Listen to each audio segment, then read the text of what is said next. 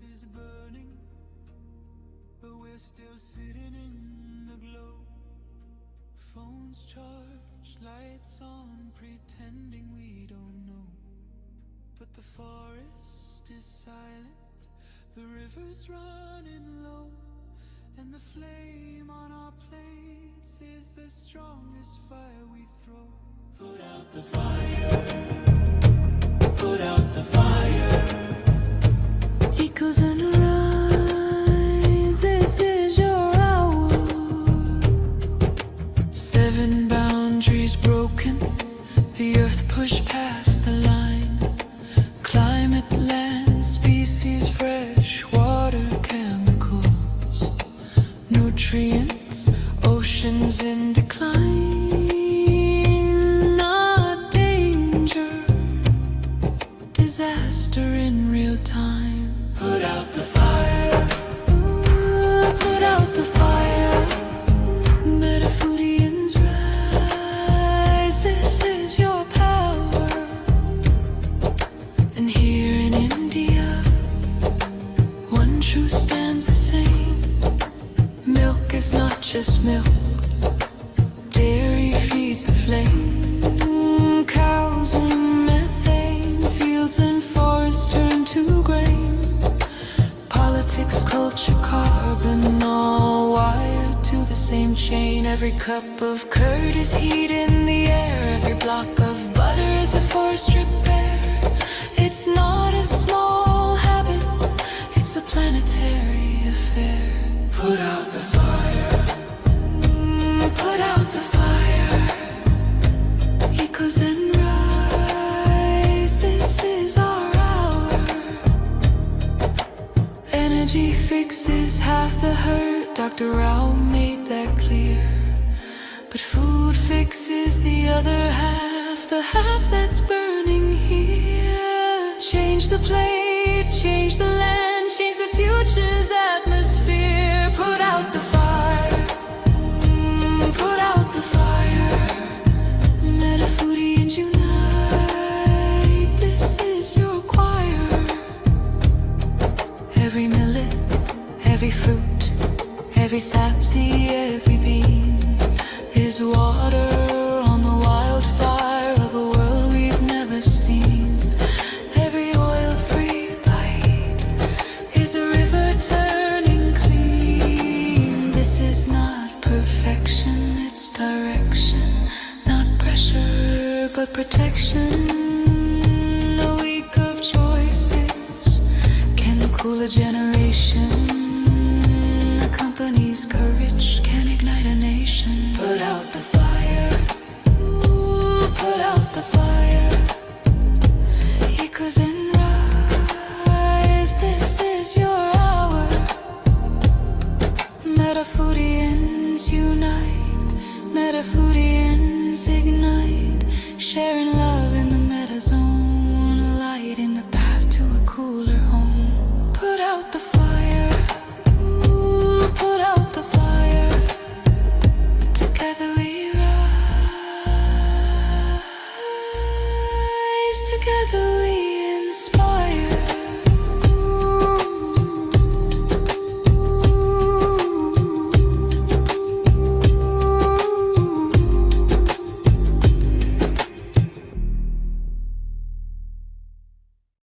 Welcome to the Planet B podcast, where truth, transformation, and faith converge. Join us as we flip the script on ecological despair, guided by Dr. Sailesh Rao's vision for a compassionate, rewilded vegan world. Let's begin the journey to the greatest transformation in human history. Greetings, everyone, and welcome once again for episode 25 of the Planet B podcast, Gaining Independence from Colonialism 2.0. Dr. Rao, here we are. Colonialism 2.0, I mean, some people believe it's colonialism 3.0, 4.0, whatever, because there are several versions of colonialism that has been going on. But I call it colonialism 2.0 because you have a formal abolition of colonialism. There's independence given to all these nations. But then I noticed that there's still colonialism going on. So then I asked, Right. so how is it going on still? And when you start analyzing, then you realize it's the same mechanisms of control that were used in the past. It's just being done through remote control now. When you gave your presentation to me, this was really, really eye-opening. So as we begin, could you please start with your opening quote here? Yeah, this is from Helena Golinga, who said, "We need more than a green transition. We need a new system that puts people and nature first." Hmm. Right now, we have a system that puts profit and power first. This is why it's still a colonialism. It's still colonialism 2.0 because you still have profit and power first. Even when nations are given independence, they are still controlled through the currency mechanism, through some other mechanism, the price controls, through subsidies and various ways in which control from the mother country to the colonized country still continued. During colonialism 1.0, a lot of institutions were set up in these countries, like the education system, the forest system, the governance system. And when the colonizing power left, the system stayed behind. Hmm. Okay. They just were replaced with different people, local people administering the system. And then the currency was tied to the mother currency through an exchange rate mechanism. And through that, it was still being controlled. What exactly is colonialism? Colonialism is one tribe, let's say, goes and go conquer another tribe, and then he imposes the culture of the conquering tribe on the conquered tribe. Say that everything that the conquering tribe did is superior to everything that the conquered tribe is doing, and therefore get them to change to become like the conquering tribe. Hmm. Okay? So that to me is colonialism. You tell someone that your culture has to be erased and you have to start using our culture.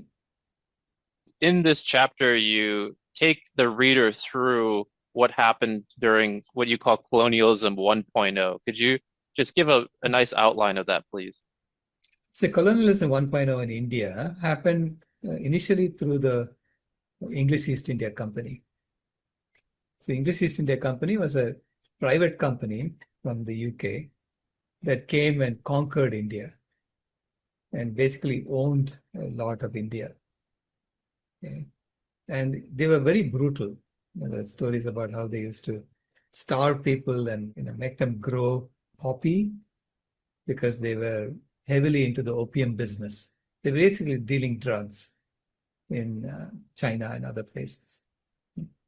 And other addictive substances. So it started off with opium and then it became tea, sugar, anything that's addictive, they were in it. And they were promoting it. And then when the people rebelled, so there was a war of independence in 1857 in India, and the company could not quell the rebellion with their own troops. So they had to go and get help from the British government to come and quell the rebellion. And then there was a transfer of power to the British government.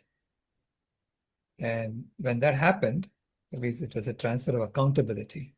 We have records from when that happened to when India got independence.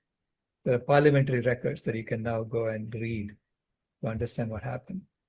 And in the parliamentary records, you notice that between 1857 and 1947, in 90 years, 1947 is when India got formal independence. During those 90 years, they had engineered 25 famines. 25. Wow. 25 famines, and over 60 million Indians died of hunger or hunger-related Jeez, causes. that's crazy. And these famines were a means to control the population. Because when people are hungry, you can make them do things. Okay, you can make them migrate to different countries and become laborers in different countries. So as the interests of the empire was far-flung, they had interests in Fiji, they had interests in the Caribbean, they had interests in India. India was the crown jewel because India was a source of labor Hmm. for all these other colonies. So they would bring Indians from and migrate Indians to the West Indies to do the sugar plantations or whatever, right? And same with Fiji. So a lot of Indians are now in different places in South Africa and Fiji in the Caribbean because of the migrations that happened during colonialism. All That right. was mainly engineered through famines, right? And as a result of those famines, all the Indian population that could not store fat easily died off. So only those who could store fat easily survived these famines in general. Okay? Because then they could eat through their fat cells when they were hungry. And as a result, there was a genetic selection of only those who could store fat easily. And now modern Indians have access to lots of fat. They have access to lots of food, and they're eating it and they're getting sick very, very fast. So Indians are 25% of the world population, or South Asians in general. It's not just Indians. Indians, South Bangladeshis, Pakistanis, they're all together, in this colonial era.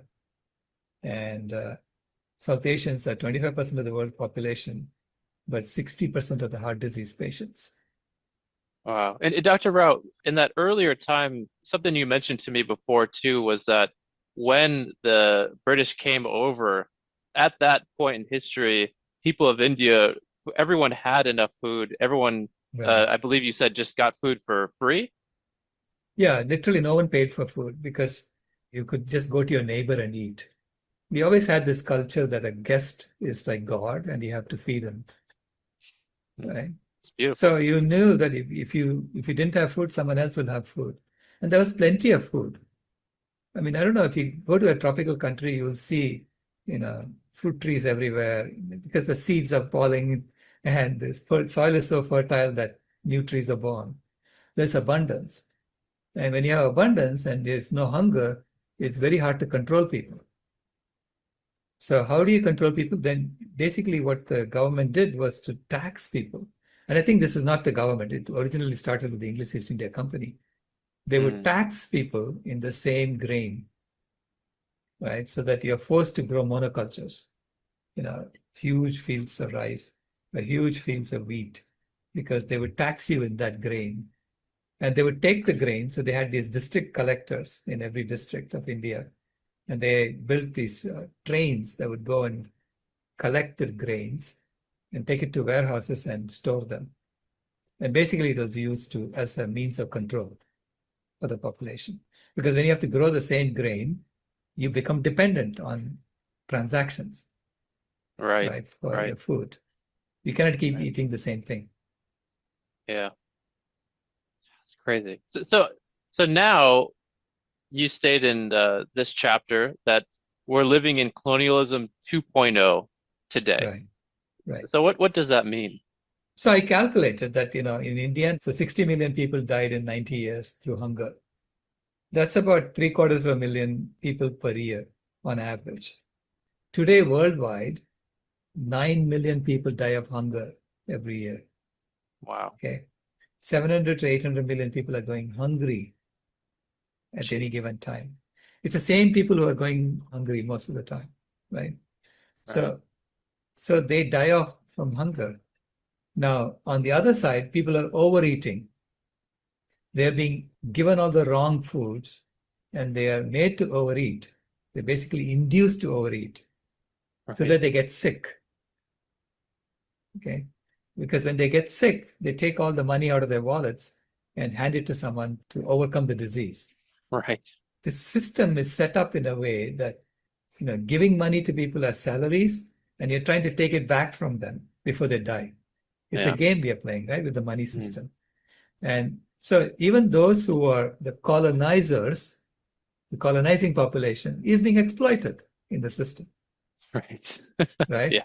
In fact, they are dying faster than the people who are dying of hunger. It's true. The people are dying of overeating, are dying at the rate of about 30 million per year. Wow. Okay, from chronic diseases. And if you look at, like you say, America is colonizing the world, but look at Americans. Americans are a very sick population. Yeah. Nearly 80% of Americans are overweight or obese. And Americans are popping roughly half the pills that are being created on the planet. America is only what? 5% of the world population.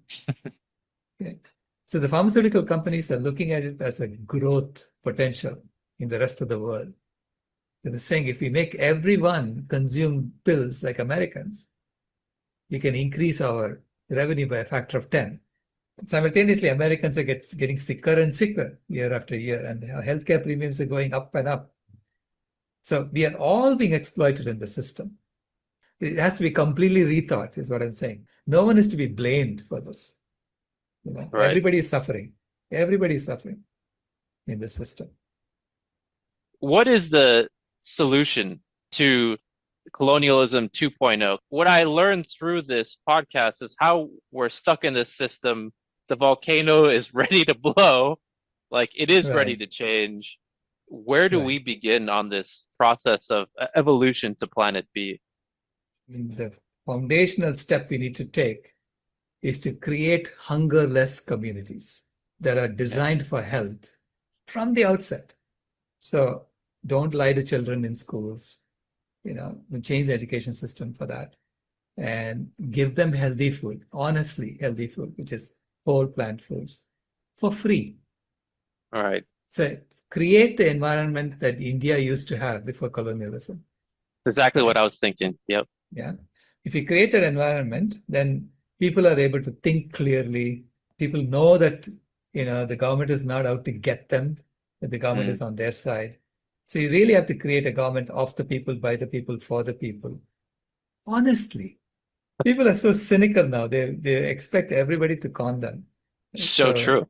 Yeah. And so we have to have some systems that are created that people can begin to trust, that those systems are meant to heal people. That, like lifestyle medicine. When I see someone as a certified lifestyle medicine doctor, I certainly feel a lot more trust. So that kind of system we have to create for everything, not just for medicine, for engineering, for governance, for supply chains, for everything. You have to create a system in which trust is built in and create an example of a hungerless, healthy society. If a small city does that, that becomes a planet B fulcrum. You think it needs to start with a small city, like just running this planet B systems evolution? Well, small communities, lots of small communities experimenting, but the goal has to be this: health, hungerlessness, well-being of all. We can tell you how to create systems that would implement that. That's what I do. I'm a systems engineer. I can tell you what kind of systems you have to build. For instance, for a hungerless system, make sure that there is healthy food freely available in specific locations. So how do you get that? Well, create supply chains for vegetables and grains to get there and have a volunteer force that can cook healthy meals and make it available. Because I calculate that if you cook meals in bulk, like I get a meal, now every day. I'm sitting in India working on my new book. I get a meal sent to me, a whole food plant-based meal sent to me every day. And I don't know what's coming to me, but every day is different and every day is delicious. For me, it's like, oh, what do I open it and I see, surprise. This is what I Yeah, get today. it's like a little gift. Exactly, right? Yeah. And I think you need to have that kind of playfulness Mm. simultaneously and health built in. So this is oil-free food I'm getting. So I feel good when I eat that. Yeah. Can we talk a little bit about lifestyle medicine? Because in the last chapter, we highlighted the issues of the medical industry, how it's kind of like a drive-through fast food restaurant. What is the difference with lifestyle medicine? What does that system look like? So lifestyle medicine, in some of the doctors who had woken up to what was happening in the medical system, they decided this cannot continue and they wanted to truly heal people, which is why they got into medicine in the first place. Right. So they wanted to understand root causes and then create prescriptions for lifestyle changes. So there are 6 pillars of lifestyle medicine and so on. And that is a system level transformation that happened. It's no longer about maintaining diseases, managing diseases, and treating symptoms. It was now about addressing root cause. Same thing has to happen in the systems of civilization itself. Mm. Okay? So this has to be re-engineered. Now this is a systems engineering problem. Right. So I'm saying engineers have to get involved in the lifestyle medicine for the planet. On a planetary scale, the pathologies are all happening because human engineered systems are in conflict with the life support systems of the planet. So if you want to create the lifestyle medicine for the planet, it won't be doctors doing it, it will be engineers doing it. Because you have to create supply chains that bring healthy food to every place. You have to create transportation systems for that. You have to create, refrigeration systems for that. I mean, everything has to be geared towards creating systems that heal people, that heal the planet. You have to create systems that minimize the effluence of toxic waste. So you have to re-engineer everything for health. Right now, we have been doing it all, assuming that the earth is an infinite sink for toxic waste and an infinite source for resources. That assumption is no longer valid. That's what I'm pointing out. And then we have to rethink all our engineering processes for the new situation that we're in. Yeah. So that will be lifestyle engineering for the planet. Sounds like a new book. Yeah, that's what I'm doing now. A guide to Planet B. Yeah, looking at these systems and figuring out what are the goals of the system as it is today and how should the goals be changed. Because once you figure out what the new goals should be, there are engineers who can figure out how to meet those goals. So we have processes for doing that. Yeah.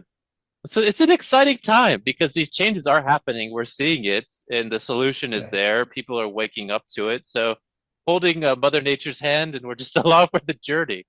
Yeah. No, Mother Nature is waking us up and saying, hey, wake up. You're no longer this infant who's wailing. I want more. I want more. Yeah. So true. So we have to get up, get off our diapers and start putting on our own underwear, No more Pampers. No more Pampers. And start behaving like we are part of the family and that we can help each other, help the other animals come back. That's And beautiful. help the planet come back. Yeah. So Dr. Rao, in this chapter, you also talk a little bit about the vitamin B12. Yeah. Could you share a little bit about the importance of B12 and how humans have changed the reception of it over time? This is my hypothesis. Why didn't people figure this out before? And I noticed that throughout history, people have been trying this. They've been trying to go vegan. Okay, veganism is nothing new. Veganism was a concept that people thought of thousands of years ago. They called it something else. But then even Mahatma Gandhi, he tried to go vegan. He succeeded for 2 years. And then he got ill and his doctor prescribed him some animal foods, some dairy foods, and he got better. And so his doctor told him, you cannot give it up. You have to take some dairy foods all the time. Okay. So he started taking goat's milk. Okay. He had a pet goat. He would milk the goat and then he would take that milk every day. So I was wondering, why is that? Why did he do that? And how come I am able to do this? Right. I mean, Gandhi had so much more self-discipline than I do, right? In general. So then I realized that vitamin B12 was not discovered until the 1950s. And by the 1960s, they knew how to make it in the lab. Dorothy Hodgkins was a scientist who did that. Okay? And since then, we know that pernicious anemia, that was a disease that people used to get. And all the vitamin B12 deficiencies, you can see symptoms of that in what Gandhi was saying too, in his diseases. So my guess is that he was suffering from vitamin B12 deficiencies. People were getting vitamin B12 deficiencies when they go vegan. And when they take a little bit of animal foods, they used to get the vitamin B12. And therefore, empirically, people said, you have to eat animal foods to survive. Okay. So it became like this very important food you have to eat. And we have a tendency to think if a little bit of a food is important for us to survive, then lots of it must be great for us. Right. Yeah. We just go overboard, right? We don't Yeah. realize that there was a reason for it that caused it to happen. So I'm guessing that it was the vitamin B12 deficiency that made Gandhi go not vegan anymore. Hmm. And today we know about vitamin B12. We know that there is deficiency in the soil itself. Most of the vitamin B12 that we manufacture in the labs are being fed to our farmed animals. And Jeez. then we are eating the farmed animals, saying that that's the source of vitamin B12 for us. I said, why don't you cut out the middle animal and take it directly, which Right. is what vegans do. So I take my vitamin B12 daily, and I haven't had any issues. And so I've been a vegan for now, what, 17, 18 years? And even though Gandhi could only do 2 years, Yeah. right? Because we now know about vitamin B12. So this is why I believe that in every festival, in every culture, whether it is in the Middle East culture or European cultures or Asian cultures, in every festival, we celebrated with animal foods. Okay. And then we made sure that everybody got fed some other animal foods. You're expected to invite everyone and have a feast together. Hmm. Okay. So this is how our ancestors ensured that everyone had access to some vitamin B12 a Hmm. few times a year. Okay. And this was good for society. Now, knowing about vitamin B12, we can create the same kind of festivals, but we don't have to use animals as the center of those festivals, All right. right? We can free the animals and we can have feasts from, plant-based feasts and take a vitamin B12 pill. Right. Right. Right. And you mentioned, Dr. Rao, before as well that our relationship with vegetables has changed tremendously because previously you mentioned we could get the B12 just from the bacteria in the soil, which, uh, Correct. so could you talk a little bit about that? Yeah, I mean, before we started washing the food, we could Right. get it from the vegetable directly. If you take an apple from a tree and eat it directly, you'll get some soil in it. Because the soil is being blown by the wind and it's sitting there on the apple, right? But if you take the apple and wash it and then eat it, you're not going to get the soil from it. So as a species that washes its food, we started getting B12 deficiencies. And then we got into this culture, right? Now we are discovering why this has been happening to us. And now instead of eating the soil directly, soil does not have B12 anymore because the soil has been killed also. I say, take the B12 tablets, continue washing your food. You don't have to go back to eating Yeah. soil with your food, right?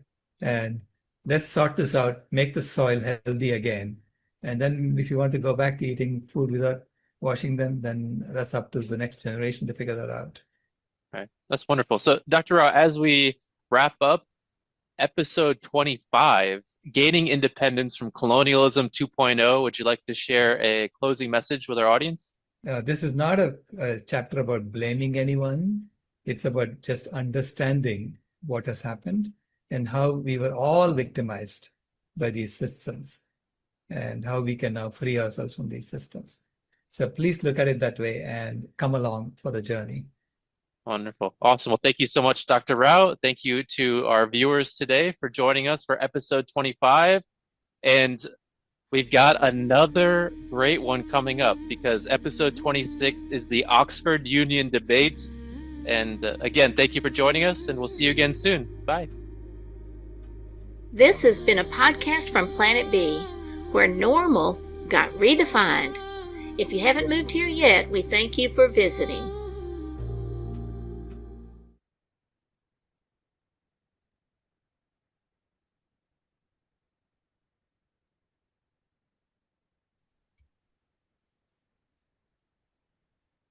Brahm.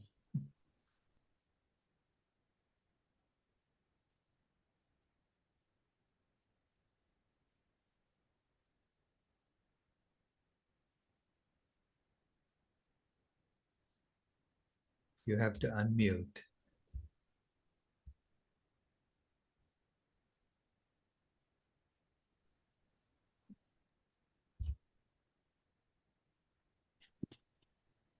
Try Yes, you now. unmute. Yeah. I know. Yes, we hear you. Okay. Okay. Yeah, I don't see you, but there's something on the computer which I didn't make a mistake. Um, yeah, it's very illuminating what you said. That I think one of the belief systems is that everything happened for a reason. All what we have learned, and even this B12, that is, we had to need a chemistry to get the pills out, although we don't like pills. And so it's very wonderful if we realize that everything is for a reason, and that we have a role to play. They didn't do anything wrong. We did wrong things, but we were not wrong ourselves. We didn't know. I think that what Thich Nhat Hanh said also, you need understanding of what is going on. And I think you have done that with your book, to get understanding to the people. But nobody wants to read it. They think it's too complex, although it's actually very easy in a sense. So I think I would like to write a book also on science, how scientists have helped. Because, for example, Newton, one of the famous physicists, at the end of his life, he even thought that astrology was important, and but he didn't wanted anybody to know. And the same with Einstein. Also, at the end, he said he believed in afterlife and in God, but didn't want anybody of the scientists to know. So we should say this only after his death. So there's a lot. It is so wonderful that we can do. I don't know what your response is. Yeah, I welcome you writing a book about this, that make it simple for everybody to understand. I'm trying my best. I'm not getting there. Yeah. No, the book came just out a minute ago. I should write it. So it will take, I don't know, my lifetime. It's too short for that. Yeah, But no, and you wrote the physics of climate, no? So you can write. yeah, because there's so many things happening which are just should happen in a sense. Right, yeah. And one thing I thought also that I saw a way now how we can approach people. We don't have to convince all people.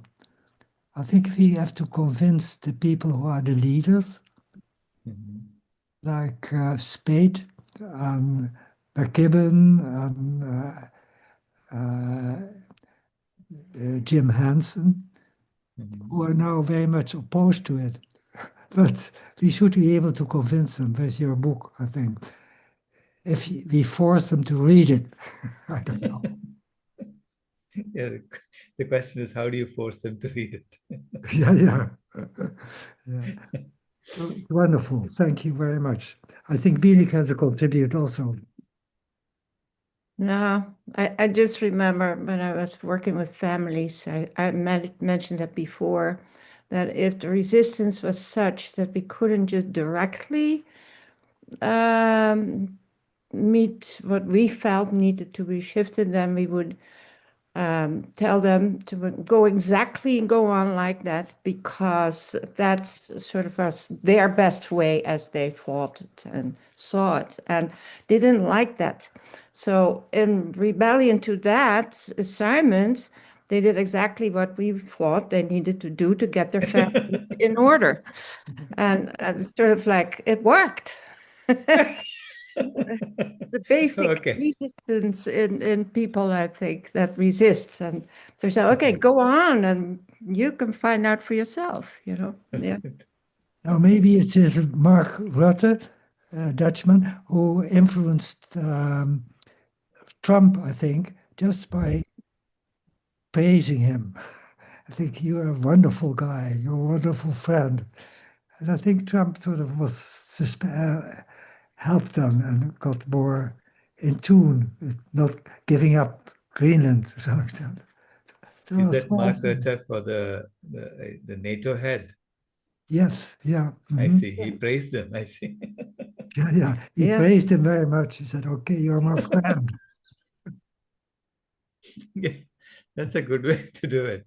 Maybe you should call Jim Hansen and praise him and then give him the book. Yeah, yeah.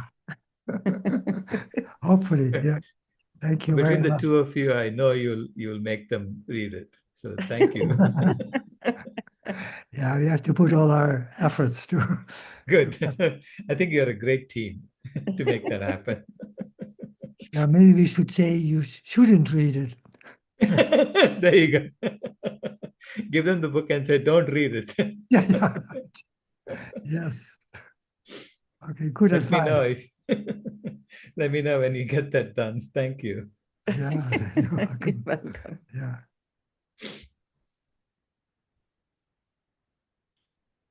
Pooja? Hi, Doctor.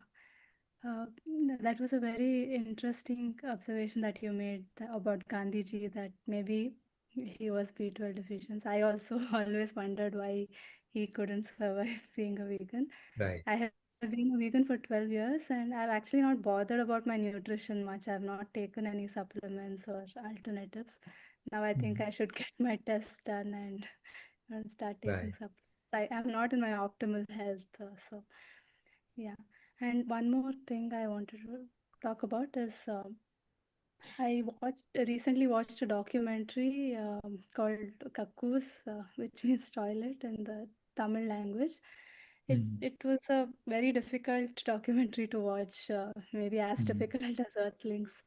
It it spoke about how people of lower castes are, kept in that vicious circle of doing the Right. manual scavenging job, and even though they don't have any dignity or job security, they're made to earn every day, and they're just kept in that's a form of colonialism that you were talking about.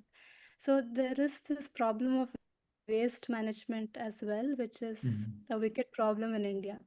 So, and I don't think just copying some Western technology can solve the problem. So it Right. it needs Right. to get decentralized, and that Right. is that also a plan that we are thinking of in Planet B. Like how do people manage waste, their own waste, Right. including Right. Right. the human waste? Yeah, there is have you been to Sadhana Forest in India? Yes, I have You been. have? Okay. Yeah, Because they recycle the waste, they compost the correct, waste. And correct. it's a process, and volunteers do that. They just carry it over and put it um, in a mound and then cover it with sawdust and, and let Right. it compost. Yeah. How would it scale up, like in cities or? Correct. This is what I want to get all my engineering colleagues to start working on. I mean, not just this, but the entire system needs to change. You cannot have a system where you are taking waste and throwing it into the ocean, Yeah, and it's right? somebody else's problem to deal with it, right? Like Right. that's Yeah. that's not the right thing And to make do. it someone else's problem. Yeah. It's so we have, to me, the environmental crisis is caused by engineers. Human engineering is in opposition to the life support systems of the planet. Okay. Mm, So human engineered systems are in opposition, which means engineers designed that. mm. Right. Okay. And so Yeah. engineers have to basically help in redesigning systems that are in alignment with the life support systems of the planet. So that's a completely different engineering education that needs to happen. So I'm proposing that we call a lifestyle engineering conference and get engineers to come along and help redesign that curriculum. Engineering educators to come along and help redesign that curriculum. With and circular to economics principles. because if we keep churning out engineers in the old system, they're going to Mm. design things that are going to destroy the planet. So Right. when will we stop? When will we re-educate them? I mean, we need a crash re-education program for all engineers, okay, in my opinion. And we need to completely change the curriculum in every engineering college so that it doesn't continue to assume that there is an infinite sink for waste on planet Earth and there's an infinite source for resources on planet Earth. It is no longer true. That Right. assumption is no longer true. Yeah, So sorry. everything The has to be, we have to academia. create like cyclic Yeah, systems, correct. circular systems. So we have to figure this out. I mean, there are simple composting toilets available, Mm. right? And a lot of wastage of nutrients as well, right? And polluting Correct, the water bodies correct, and the water requirements. There's so much related problems there. correct. Yeah. I mean, the nutrients are wasted because there's an assumption that human waste is toxic, which Yeah. it is today. If you're eating animals, it is toxic. Okay, Okay. I'm not able to make that connection. Is it because of the meat? Or Yeah, what? we are at the top of the food chain. Mm. Okay, because we are eating, literally we're eating carnivores, other carnivores, because we are feeding the animals also animal foods, farmed animals are getting animal foods. So literally I mean, we know that they did a test of all the breast milk of animals. Okay. And it turned out that the breast milk of the Inuit mother Mhm. is the most toxic. Okay. It's a human breast milk, specifically of the Inuit mother, has been tested to be um, the most toxic among all the milks that we tested. So we know that we are at the top of the food chain and we get the most toxins. This That's is because why of the human waste, bioaccumulation. sorry? Because of the bioaccumulation, is it? Like Correct, in the, correct. okay. Yeah, they eat sea animals. And so that's where they're getting because of the bioaccumulation. And so, but do the Inuit mothers know that? Were they told? Or was it just some researcher doing the testing somewhere and then it disappeared? I mean, see, my granddaughter is part of the American Indian tribe near Phoenix.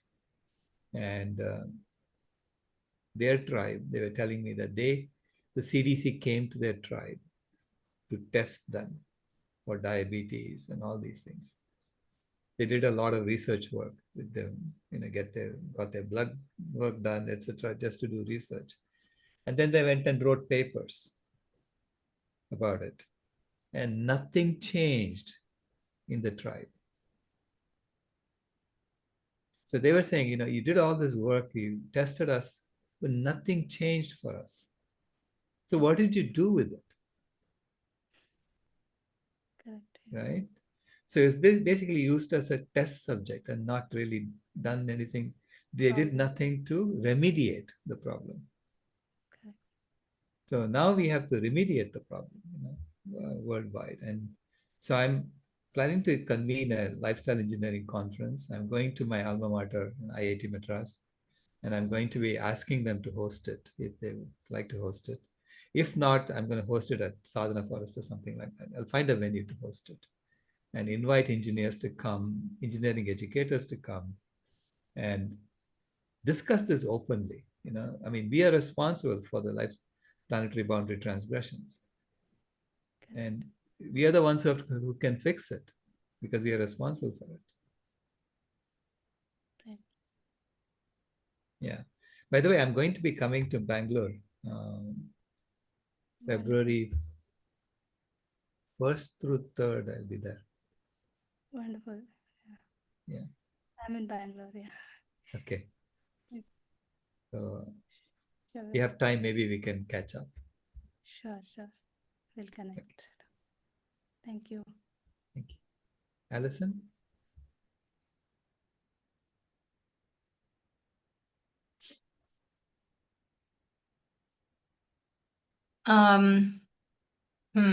I lost you there.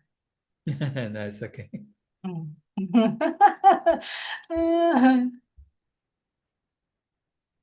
Yeah. there you go. Okay. In this chapter, Sailesh, you talk about the number of people in the world who die of starvation every year. I think you said 9 million people. And I know that the countries, many countries, I think all of the countries, keep track of their numbers to see whether they're improving or not. And many countries make efforts to feed people. They have different programs. But they're not intended to necessarily make people healthy. They're just intended to lower their numbers on how many people are starving. Right. So I was wondering, since on Planet B, we want everyone to be healthy. I was wondering, are there any examples of places where people are making an honest effort to make people healthy? And are there countries that are really not doing a good job? And what's the root cause behind the bad numbers in some countries? Yeah, I mean, we're all stuck in a colonial system. It's the same colonial system. In fact, you can, the English East India Company supposedly gave away all of their assets, which was India. Yes. You owned India. Here's a Yeah. corporation that owned India, and it supposedly gave it away to the British government in 1858. Now, have you ever heard of a corporation giving up assets like that? No. Okay. Yeah. So what do you think is really going on? They're So in we have to- cahoots. They're in cahoots with the Yes. British government. Yes. they are the puppet masters behind the government. Okay. Now, if that's the case, then they're puppet masters now behind all the governments. Yeah. Yes. And so it's the same system of addicting people. Mhm. Remember, these were drug dealers. The original company was purely a drug dealing company. Yeah. Okay? They were basically using heroin, not opium, Yeah. was their main product. And then they branched off into other addictive substances, right? Mhm. And what is the system we have today? It's about addicting everybody into compulsive behaviors. Mhm. Mhm. Okay. Yeah. Whether it is eating bad food or getting stuck on your phones, it's all about getting us to be doing compulsive things, and then using us to go and extract from the planet to funnel wealth to the top. Yeah. Mhm. Okay. Yeah. So you're all stuck in this factory farm that they created, because essentially it was a factory farm then. It's a factory farm now. And we have to free ourselves from the factory farm. We have to. Free ourselves from Oh, the factory yes. farm. Uh-huh. Right. Yeah. Uh-huh. Now, Yeah. so it takes all of us, So I'm writing this book talking about how do we do this, the definitive guide to Planet B. How do we do this? And I mean, the insight I had is that it's really a reprogramming that we are doing to ourselves, right? As we reprogram ourselves. So it's like you do. So at any given point in time, you can use Planet A protocols or Planet B protocols. Mhm. Okay. Yeah. The more you keep choosing the Planet B protocols, eventually the Planet A goes into disuse. Mhm. Yeah. So you really have to create more and more people adopting Planet B protocols. So it's like an operating system shift that you're doing on the planet. It's the Mhm. same planet. It's the same platform, planet Earth, on which we've been running Planet A operating system, which has been killing the planet. And now we are creating Planet B operating system that's restoring the planet. Okay. And we have to adopt this. And as we adopt this, we all become developers of Planet B. Yeah. Okay. We're not users anymore. We are not the ones who say, give me the operating system, and here, I'll do what you tell me. No, you have to now become, we all are developers of Planet B. Right? And I think that decentralized approach to installing Planet B protocols is the best way to do it. Now, I'm going to go talk to leaders, okay, in Chennai. And I'm going to tell them, look, if you join, it'll happen faster. Okay? But if you oppose it, it's going to be harder for us to do it. But we'll all die. Is that really what you want? Yeah. So we have this choice as leadership. I say, this generation of leadership has a choice, a stark choice. Either be known as the leadership that lost their planet. Yeah. Or be the leadership that transformed the planet. Yeah. Those are the only two choices they have. That's the only two choices. Yeah. I noticed yesterday an article, or a paper was published by the British government where they were acknowledging that there were 7 ecological zones of the planet that threatened the food system in Britain. One of them was the Amazon. So I don't think that got very specific, but they're starting to acknowledge the inconvenient truth of what we're doing. And as you were talking about governments being in cahoots with industry, I was reflecting on the food system here in Peru, where in general, people don't go hungry, people don't starve. And the government has a program to feed people. But I was just thinking in my head, yes, the things that the government gives them are things that are produced locally, which is a good thing, but they're not necessarily healthy. Like white rice, they give white rice to people. They give dairy to people. They give a kind of a light brown sugar. It's not white sugar. And they give fish. Those are all produced here in Peru. But those are the types of things. Those are the primary things that they're giving people that need help with their food. The Native Americans in America, they're getting a tub of lard, block of cheese, white flour. So this is what the Indian bread is all about. It's made with white flour and oil or lard, literally. And it's not good for them. That's why they're getting diabetes by the age of 10, amputations by the age of 30, and the life expectancy in their 50s. Okay. They're literally being killed with bad food. Yeah, bad food. And the government knows it. Okay. So to me, it is, it's literally like it's a genocide is happening. Yeah. And we need to acknowledge that. We need to then, fix it. Right. Yeah. This has been a conversation that's been going on for so long, the question of starving people in the world. And it seems like it's something that's like a pendulum. It gets attention and then it doesn't get attention. Then it swings back and it gets attention. It seems like now is the time when it's not getting much attention. And to see the numbers again, I think we feel like because it's not so much in our in the media these days about starvation, we tend to think, well, maybe it is getting better. Maybe it isn't a problem anymore. But we also tend to think of starvation as just calorie deficiency. Yeah. Okay. People who have ribs showing, you're not eating enough, that's what you Right. think of as starvation.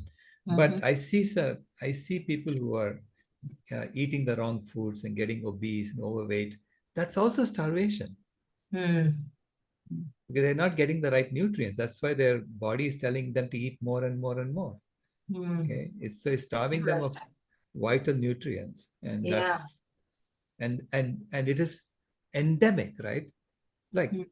like the USDA knows that 95% of Americans are not getting enough fiber. Yeah. Okay? Mm-hmm. Yeah. And the 90% of Americans are not getting enough magnesium, and there are a whole list of things they know. Yeah. What are they doing about it? Nothing. So they're farming all of us, is what I want us to understand. Don't Yes. think that it's only happening in Africa. It's all of us are being um, Yeah. Okay. Mm-hmm. impacted by the system. Okay. Mm. And they're starving all of us Mm. because it's their job to make sure that we have adequate nutrition. Yeah. Okay. That's why we created governments, right? So the governments can basically coordinate, activities of different people and make sure that everybody is taken care of. That's why Yeah. we have government. What is the point of governance otherwise, Mm. right? But they're not governing for us. They're actually being manipulated and turned into puppets for someone else who's making money off of us. That documentary, They're Trying to Kill Us. Right. It's a Yeah. good example because Correct. people are getting the wrong food. They're getting fast food. They're getting um, all the wrong foods, and they're starving to death because they're not eating food that will nourish them. Yeah. Yeah. Anyway, this Yeah. conversation can go on for a while. Yeah. Mhm. Okay. Thank you so much. Let's call on Brittany. Sure. She's next. Okay. So the book was painting colonialism in a kind of bad light. And the thing is, the very people who caused all these problems in India is the very people who created veganism in the first place. So I just, should we avoid colonialism at the sake of possibly losing veganism, or do you think Planet B might be colonialism 3.0, where you're introducing something like using colonialism, but maybe for good, introducing something that is from colonialism that will be used for helping instead of hurting? Well, again, the narrative is that uh, veganism was introduced in 1945. Now that ignores thousands of years of other vegans who were there. Okay, and they were not in the Western countries. So it's only when when we get it from West, we think that's the origin of it, right? That again is a colonial narrative. Okay, people have been vegan for. I mean, the Hindu rishis used to walk up the Himalayan foothills and meditate for the rest of their lives. You think they carried cows with them? So they were the original vegans. And this is why Gabriel Cousins went vegan, because he said, all these rishis who went up the Himalayas to meditate, they knew that you had to stop eating animals. And so he went vegan because of them in the 1970s. Okay. So I'm just saying the narrative has to be that we are all in this together and we are all now taking this conscious step forward. The difference between what I'm proposing, Planet B, and Planet A is that Planet A is built around unconscious myths that we just inherited these myths, and they're all myths, meaning they're lies wrapped in a truth. or truths wrapped in a lie. So basically, you're being convinced of something which is not true, but using partial truths. Okay? These are myths. And we have several myths that underpin the current system that I'm listing. And Planet B is, these are conscious axioms that you choose. So you write it down and you all agree to it. And if you say it's not true, let's discuss it. Why are you saying it's not true? These axioms. Axioms are the foundational truths on which you're building things.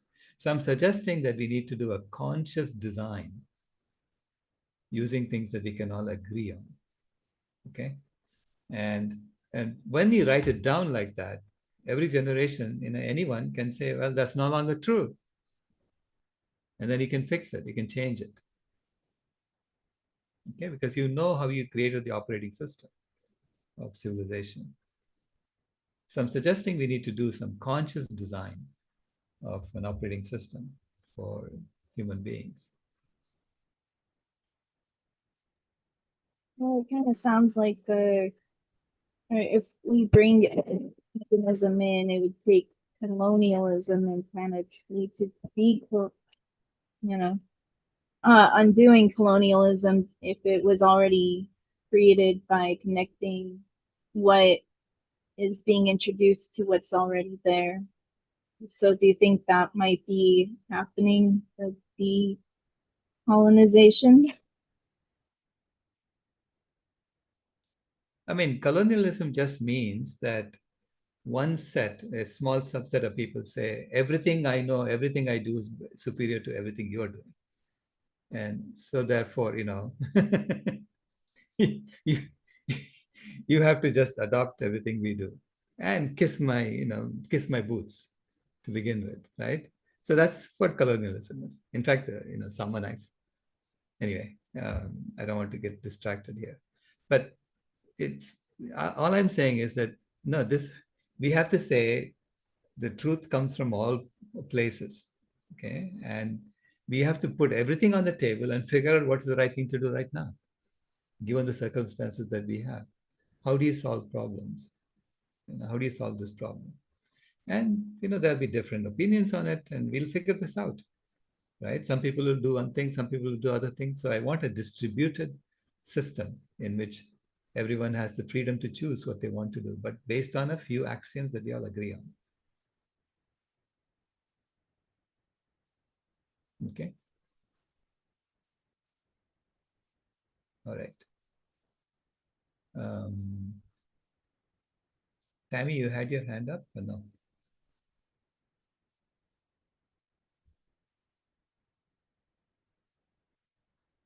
Go ahead, Tammy.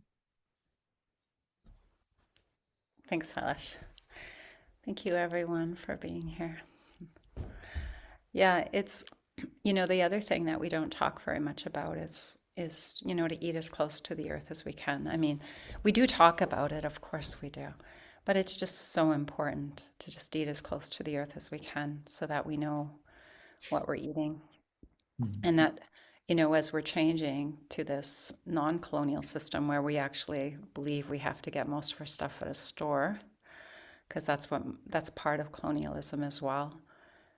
Like, it's so easy to grow greens in our homes. Like, half of our homes, like, instead of just houseplants, we could just all be growing microgreens and have little growing towers. And it's so easy to grow our food indoors, even in the winter here in Canada. But yeah, it's very interesting because some of the people that aren't in food deserts, whether they're eating, it's a very interesting study because I hadn't heard that one. I just know that the SAD diet and people that are eating a lot of chemicals in their food system, when they test the umbilical cords of babies, and then the mothers go, like, there's over 200 toxins, and a lot of them are neurotoxins. And then when they go vegan, organic, and eat as close, to their food source as they can, it's a handful. Like, that's how much it goes down. It's really, really significant. But I was thinking about you talking about the Inuit, and it's like, well, of course, because our toxins are stored in the fat, and they eat mostly fat. So those beautiful mammals are collecting all the toxins out of the ocean for us. Honestly, they're so forgiving. Like, it makes me want to cry that these beautiful mammals in the ocean are collecting the toxins so we don't die so quickly. Like, it's like everything is in our favor as humans trying to save us, honestly. And it's often the mothers and the babies, mothers and babies of all of us, like including the human babies. And look what we're seeing with children now. Look at the autism rate, and look what's happening to our children as well, right? The children of all species that the grandmothers are speaking out for.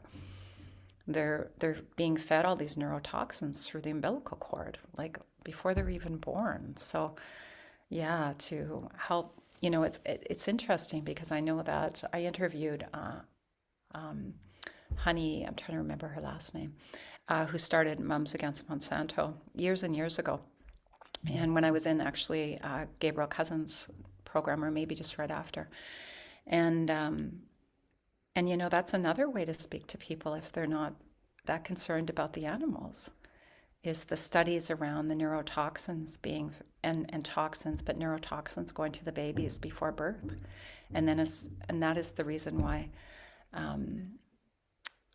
Zen Honeycutt, I think her name is, who started Mums Against Monsanto. That is the reason why she went vegan.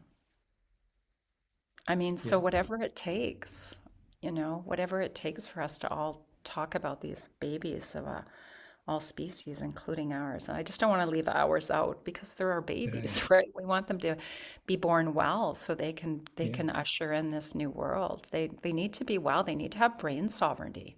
Oh my goddess, right? They need to have brain sovereignty. So, yeah. Anyways, I'm just super passionate about these little kids because there's so many that aren't well, like their brains aren't doing well. Yeah. Thank you.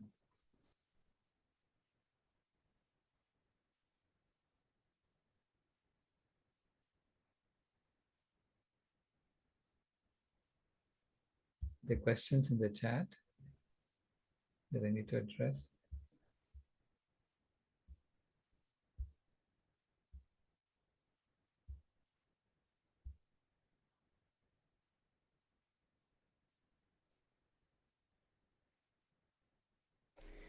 I think one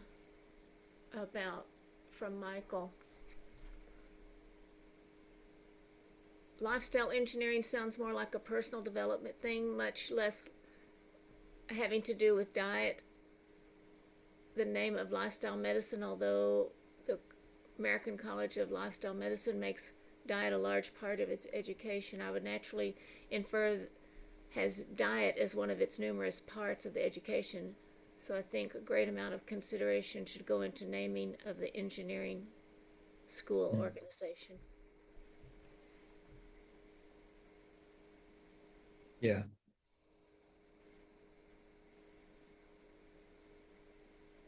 Maybe it's planetary engineering, whatever it is. We need to fix our curricula, engineering curricula, because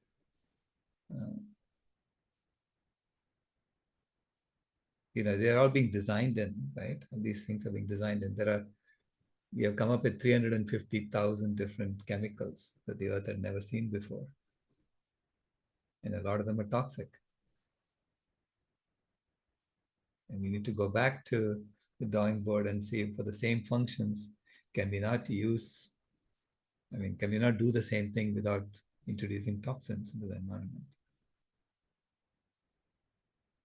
Because if your motivation or objective function was always cost, then you'd say, okay, or novelty, because I get a patent out of it, right? And I can make money out of it. So the motivation is different, right?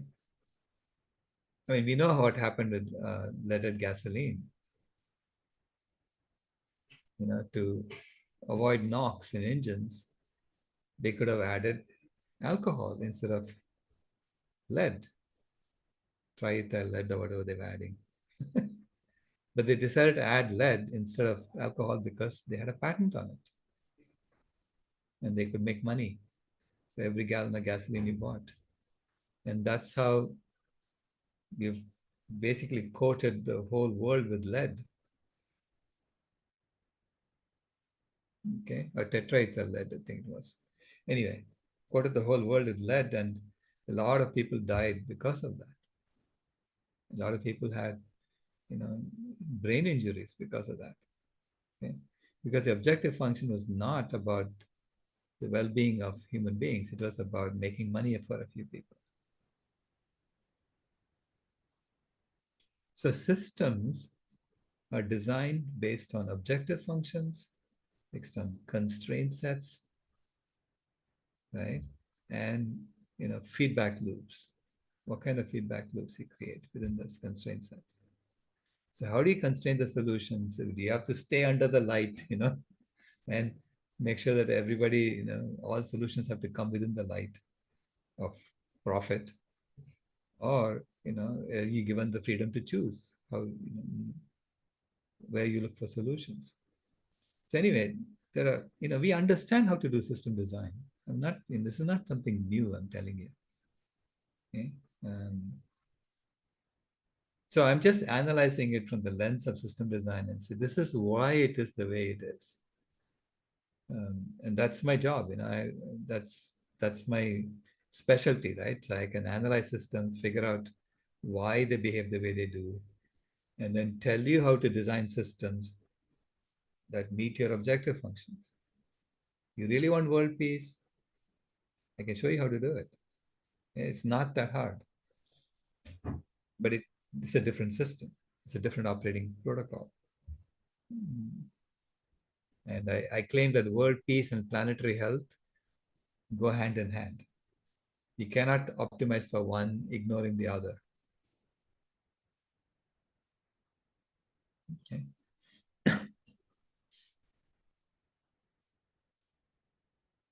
So that's the new book I'm writing, and showing you why, these new, these processes work. And how we can operationalize this.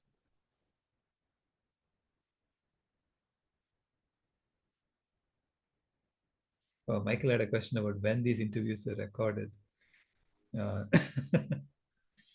We started recording maybe late in December, right? Late December. Yeah. Was it right after Christmas or something Christmas. like that? It was right after Christmas. Yeah.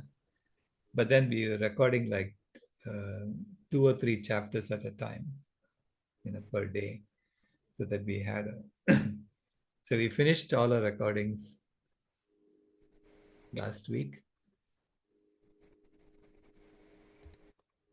Yeah, late last week. So all 31 sessions have been recorded, and then there's a lot of work that happens after the recording. People have looked through, they have to remove all my hums and ha's and all my pauses and things, and make it look good, right?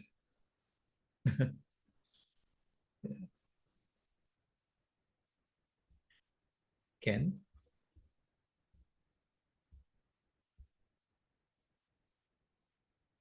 I'm excited about your new book, the one you're working on.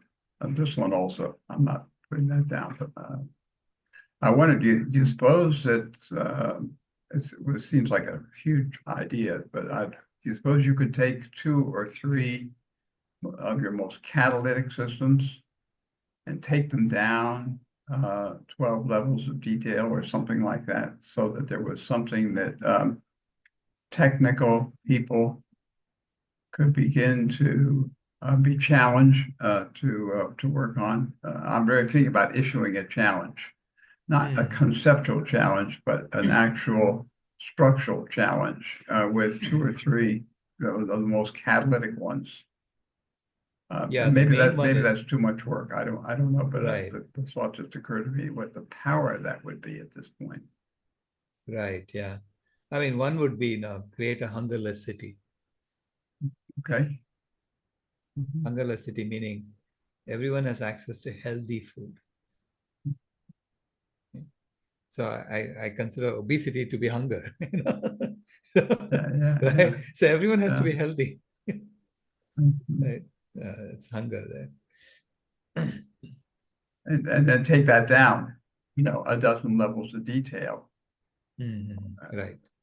Conceptually at least, but so that those who have the capacity to understand that can actually see, wow, this really can be done.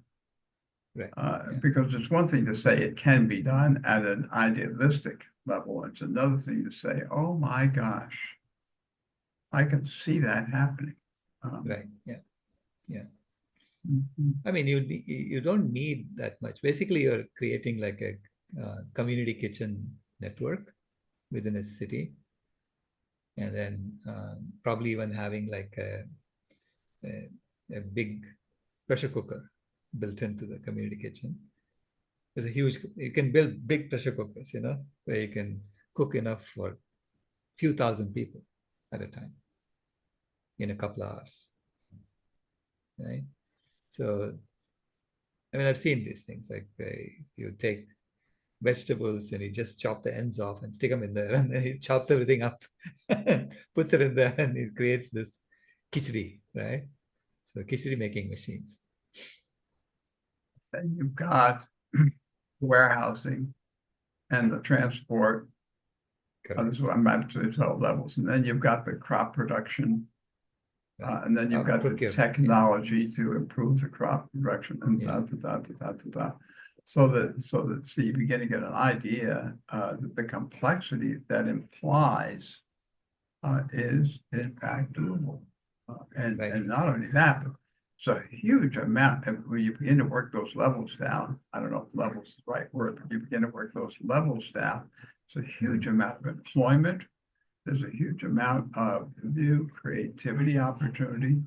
There's a huge amount of capital needed to implement those things.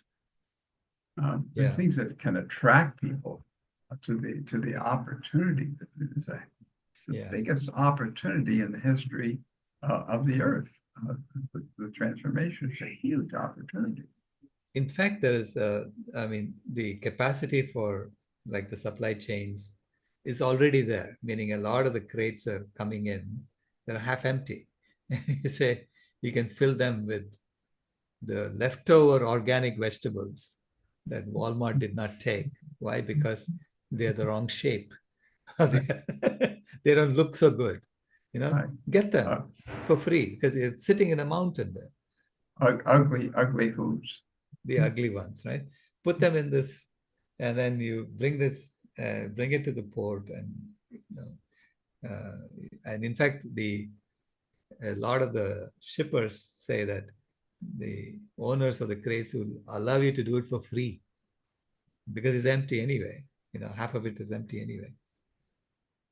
If they know it's for a good cause, they'll give it to you for free, right? Provided you take it out before they come and get their stuff.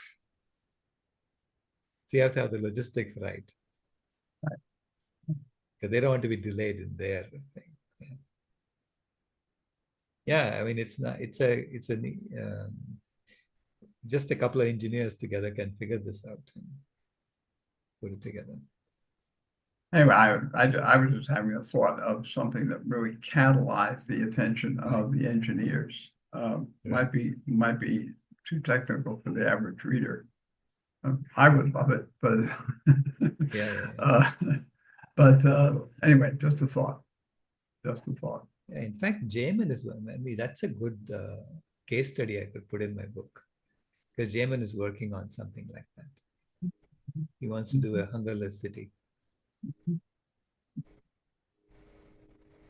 And to see the secondary, tertiary, the effects that flow out from that, and the just the raw possibility of it, and also the incredible opportunity that represents transforming at level after level after level. You were just talking about transforming the effectiveness of transportation. This is an example. I mean, Right. So many inefficiencies in the current system. Oh, tremendous inefficiencies. Yeah. I mean, this is why Donella Meadows said 99% is wasteful and unnecessary. Yeah. Yeah. You made an offhand comment today about decentralizing waste. And I'm working on the Delhi project, and I thought, aha, there's one of my themes for the Delhi project, decentralizing waste. It's just another way to say local initiative, but decentralizing waste is the driving concept there. Thank you. I just wanted to contribute a brainstorm. Thank you, Ken. Thank you, Ken. Yeah, that's a great brainstorm.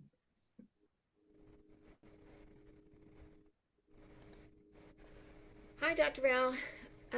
If we don't have time, we can continue this later, but it is a food-related question. So No, would we you have like an extra hour on Sundays, no? Oh, yeah, that's right. We have extra I time mean, on Sundays for questions. you can ask any question you want. All right. I'm Well, prepared for that. Good, good. Well, I am inspired by the Hungerless City, and I have been inspired by, I think it was in McKinney, Texas, where a mayor was trying to make the city healthy by Rip Esselstyn's book and everything. But one of the things now that I have been working with this city and watching Austin is that people are afraid that if you give too many free things away, more people will come. And that has actually not just been an unjustified fear. I mean, it's a fear, but our city will move people. Okay, we'll take you to San Marcos. Okay, we'll take you to Austin. They have the facilities for you.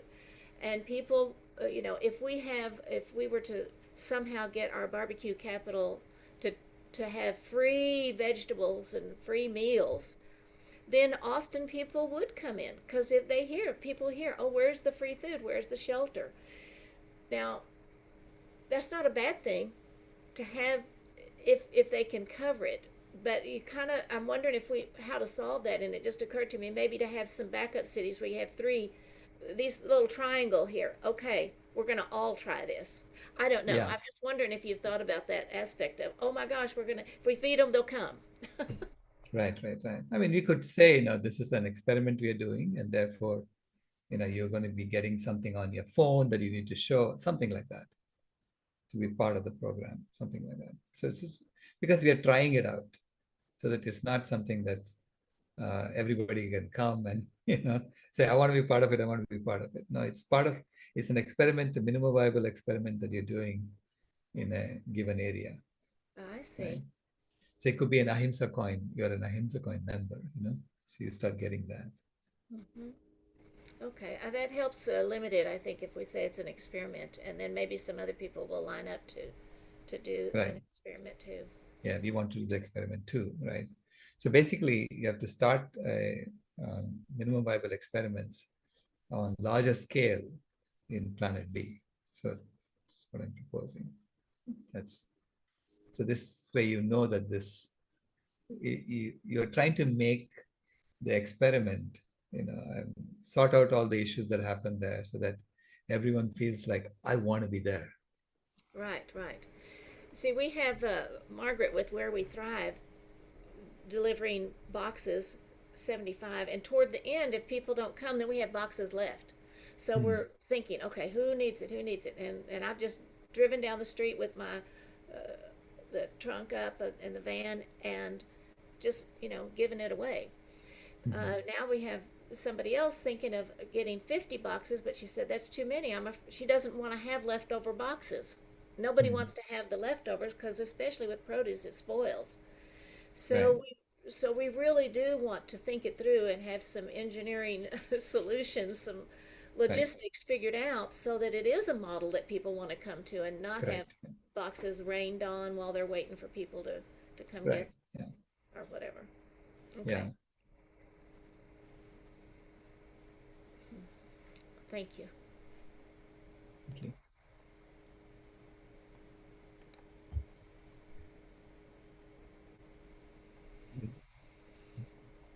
I have a cooperative. Oops. Yeah. There's a food cooperative in Chile that we're doing boxes, and the way they handled that was they gave out the boxes at the schools when the mothers were picking up the kids. So they took a place where people were already going regularly with transportation and did their distribution through those points. Right, Um, right, right. That's the concept. The concept's interesting, I think. The way the health system in Peru works, which is a free health system, is that you have to go to the clinic in your geographic area. And the geographic area is you have to have an electric bill from in order to get admitted into that clinic. You have to show an electric bill, which has an address within that zone. Mechanisms like that might be a way that something could have some aspect of control on it. Right. But, Yeah. of course, that's sort of a bias against homeless people, obviously. So you'd have to have a way that you could offset that. Right. But yeah, the things that are geographically oriented already, like the electric bill, a phone bill, obviously doesn't work anymore. They're all Right. mobile. Yeah. That's why I was thinking just something on your phone, because you register as a resident of that place.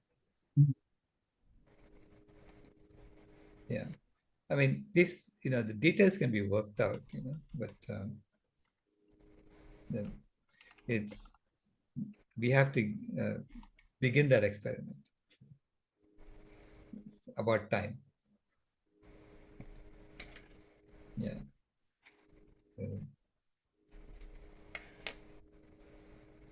I'm hearing about, because what climate change does, what the ecological breakdown does, is that it amplifies all the existing tensions in society. It amplifies the food distribution problems. I mean, all the problems get amplified, and so you're hearing about Canadians preparing for guerrilla warfare with them. I mean, what is this? We've come to that kind of state now, right? So we have to do something on the other side that gives people the possibility that there is a way out of this mess that we are in. Because it's only going to get worse if we keep going that way. Okay? The more we stress the planetary boundaries, the more tensions you're going to find in human societies.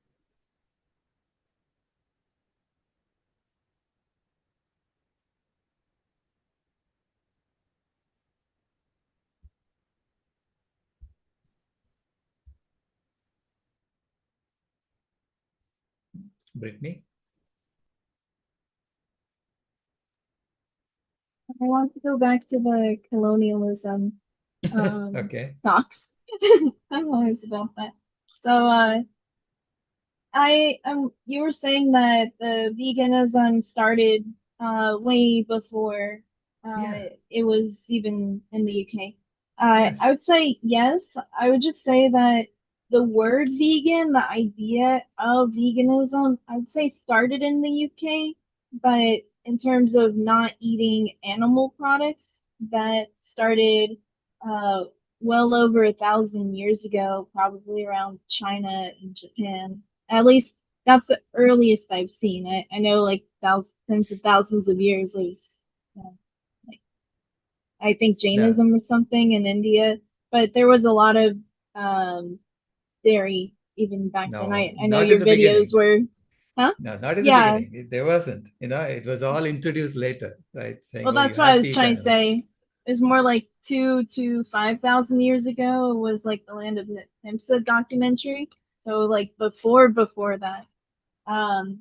Yeah, I don't know about that. I was reading up on it, but I'm just wondering if like the introduction of veganism is going to amplify that the knowledge and culture of that, to have that be brought about into prominence as being shown that's where it comes from, or is it going to be hidden in the light of veganism by having that be prominent No, to look, where yeah, there's no credit, and then veganism isn't taken up as much because what was there before is hidden.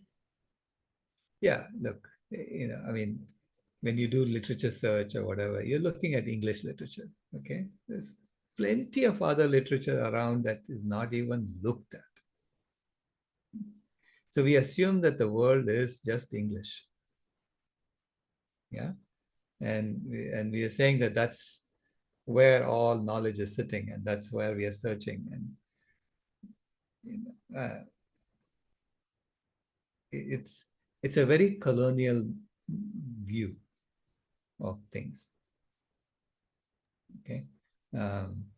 5,000 years ago, I mean, how long have the Hindu rishis been going up the Himalayan mountains? How long have the Buddhist monks have been doing this?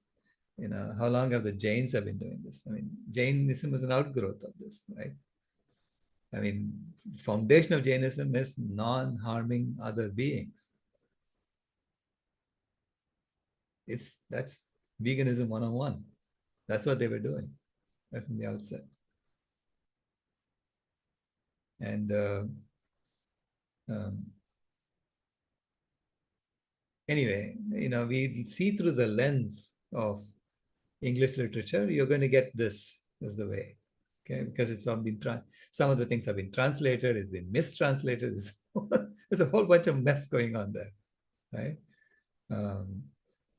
So there's lots of indigenous knowledge about this that is not that's not taken into consideration.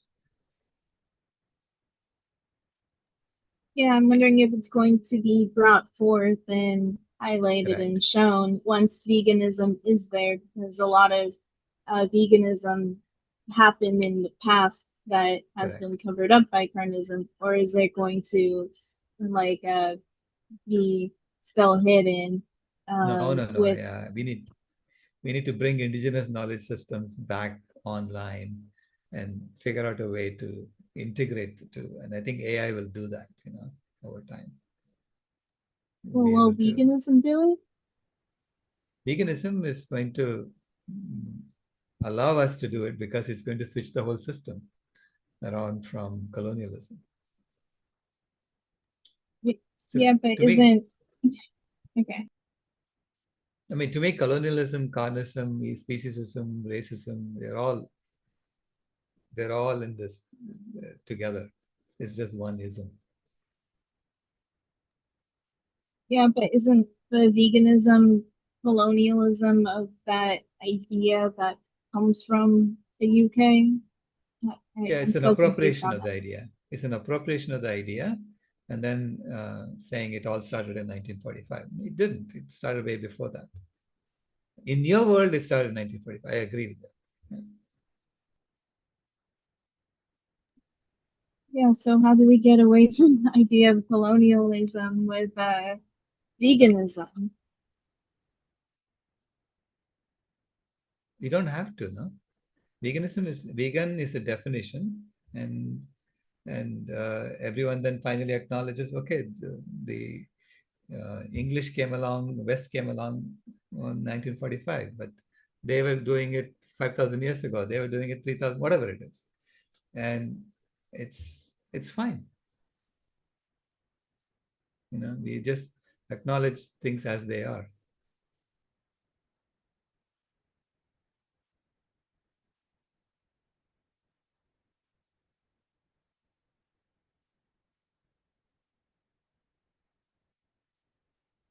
Because eventually we are going to reach us.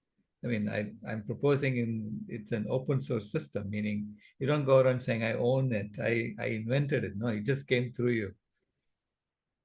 It doesn't matter who it came through. It's all out there for everybody.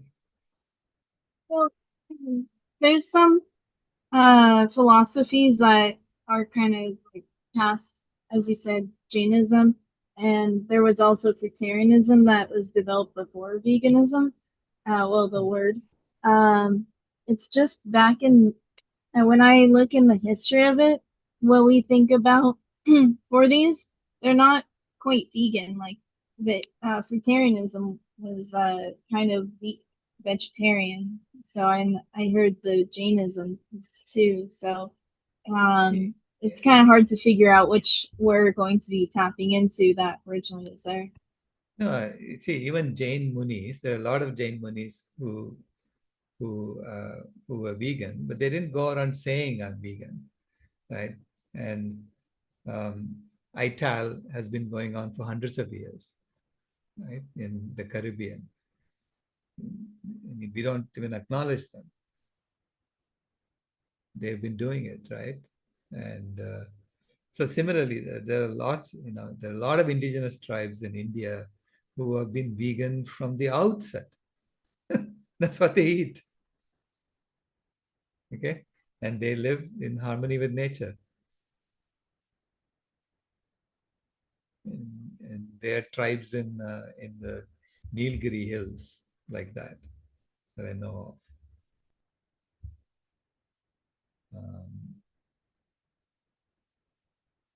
Anyway, we discover them. Some anthropologist goes and studies them, and then we ignore and we move on. So I'd say it doesn't matter. Ultimately, it's a good idea. Veganism is a great idea. Thank you very much for bringing it from the West. And now it's a solution for all of us. So we need to embrace it, no matter where it came from, no matter how we want to assign, ownership of it. Nobody's going to get a Nobel Prize for finding veganism.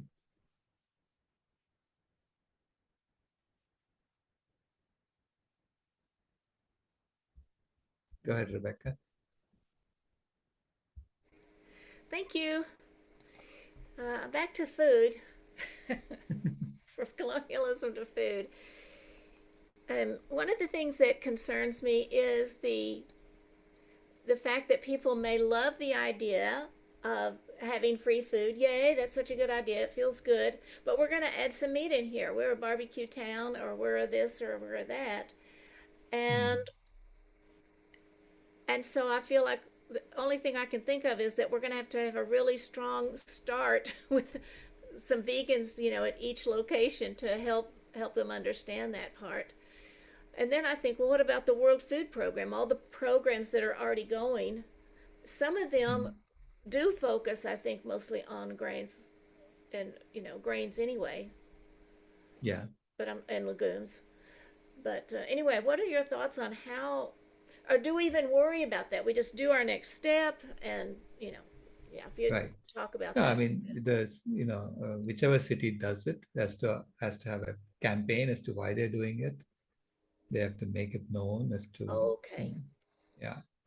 So it's not, and then if, you cannot force people not to eat something. If it's available, they're going to go do it. But it's going to be tough on all the restaurants in that area because everything is going to be free. So you have to take care of all the restaurant owners, So you have to there's a lot of work to be done socially, right? To create a minimum viable experiment like that. Right. Our restaurants, I mean, I call them, our city promotes growth. Oh my gosh, we're growing. Let's get another, what I call a get fat, get gas store. Because all those little gas stations, really, they make their money on get fat food, and they promote their restaurants. And so, right. Yeah. I'm willing to work on that. I'm here ready to talk about how to get my restaurants to give that up. So, do we need to have a meeting? Yeah.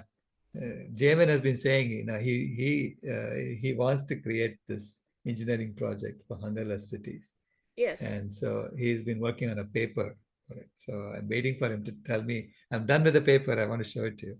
He keeps saying, I'll send it to you next week. So anyway, we'll get there. Okay. We're sorting it out.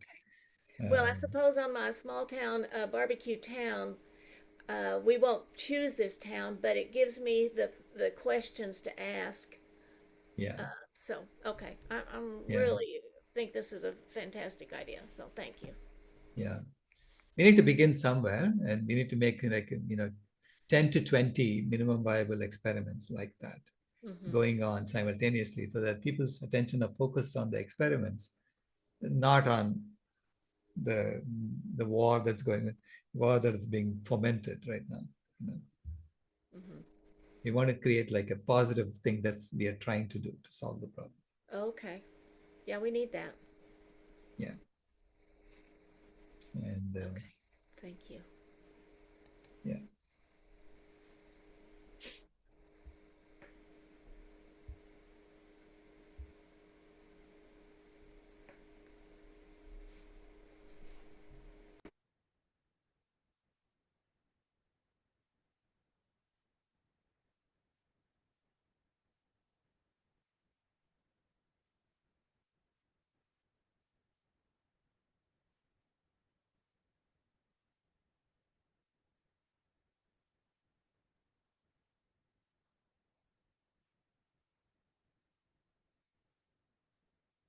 Any other questions? I know there's long discussion going on. I haven't been following the chat too much. Go ahead, Rebecca.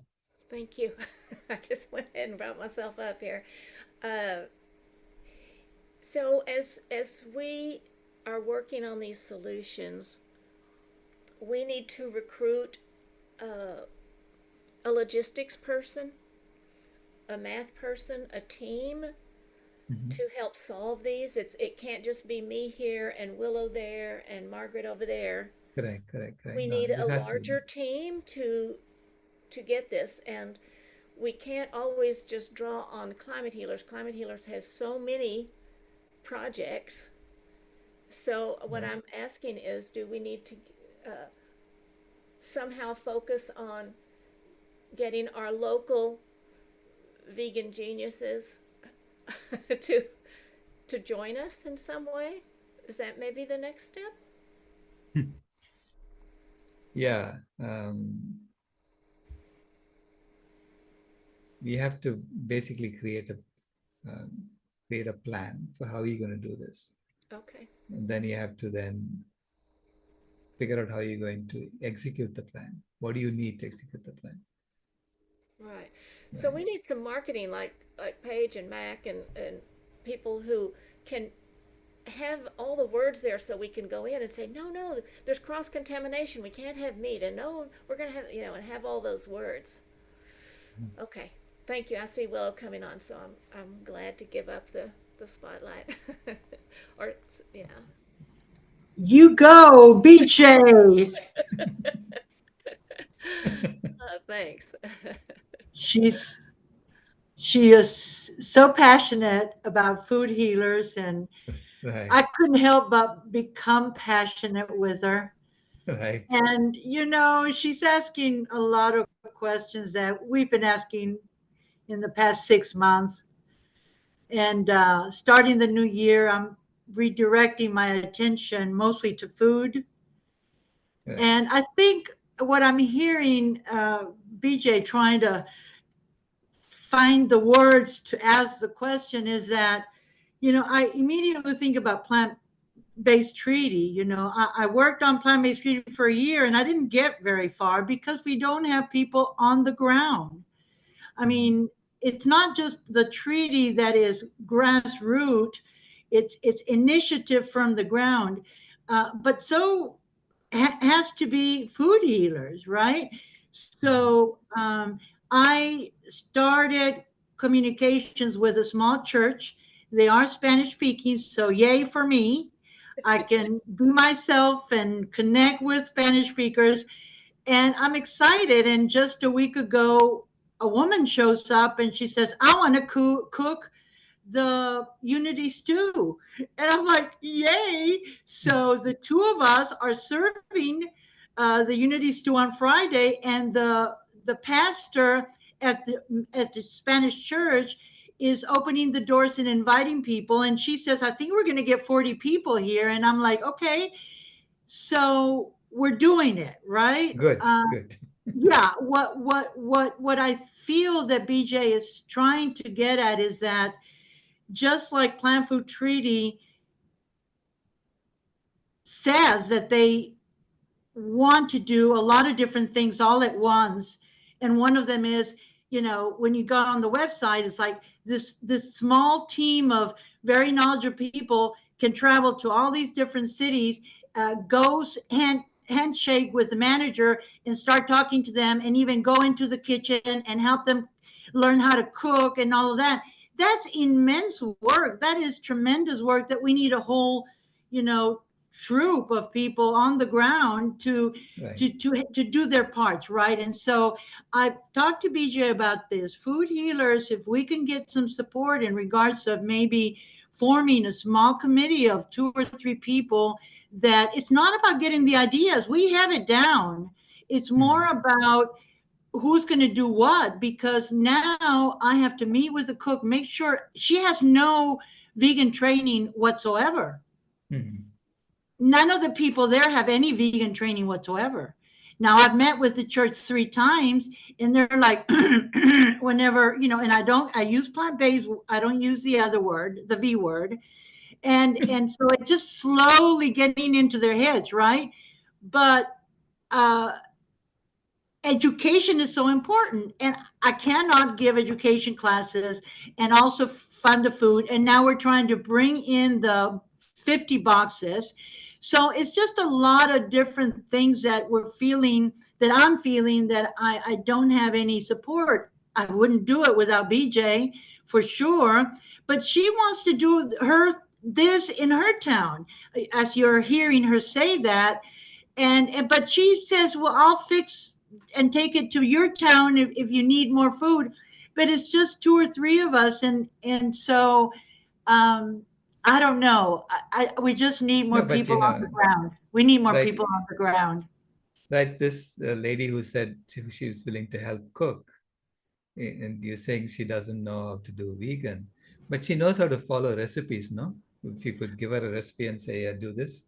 Yeah, I'm just saying that the steps are very small and very slow, because I will be meeting her on Tuesday in 2 days, making sure she understands brown rice versus white rice, making sure she understands that we are a no animal movement, making sure that her family really understands the amount of nutrition, so much that we learn here that we need to teach each and every individual, especially since they're so grabbing to the animals for their food. So it's just really immense, but not to say that we're not going to do it.